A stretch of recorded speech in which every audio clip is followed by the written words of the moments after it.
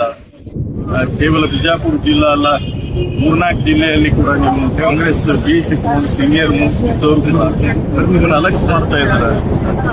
ನಾವು ಕೇಳ್ತೀವಿ, ಯಾಕೆ ಮುದ್ದೇಬಾಳಿಗೆ ಕೊಡಬಾರ್ದಂತ ಶಬ್ದ ಏನಾದ್ರು ಮಾಡಿದಿರಿ ಅಂತ ಕೇಳ್ತೀವಿ.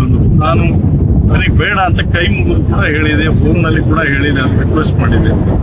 ಬಂದಿದ್ದಾರೆ. ಅವರ ಅಭಿಮಾನಕ್ಕೆ ನಾನು ಚಿರುಣೆ ಆಗಿರ್ತೇನೆ.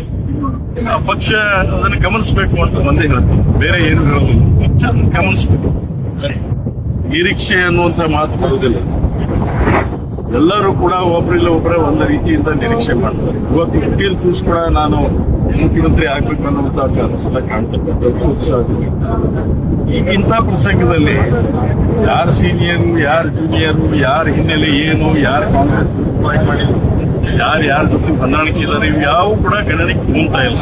ಅವರು ಹಿಂದೆ ಸಿದ್ದರಾಮಯ್ಯನವ್ರ ಸಂಪುಟದಲ್ಲಿ ಅವ್ರ ಹೆಸರು ತೀರ್ಮಾನ ಆಗಿ ಕೊನೆ ಗಳಿಗೆರೆ SR ಪಾಟೀಲ್ ಹೆಸರು ಬದಲಾವಣೆ ಆಗಿ ಅನೌನ್ಸ್ ಆಯಿತು.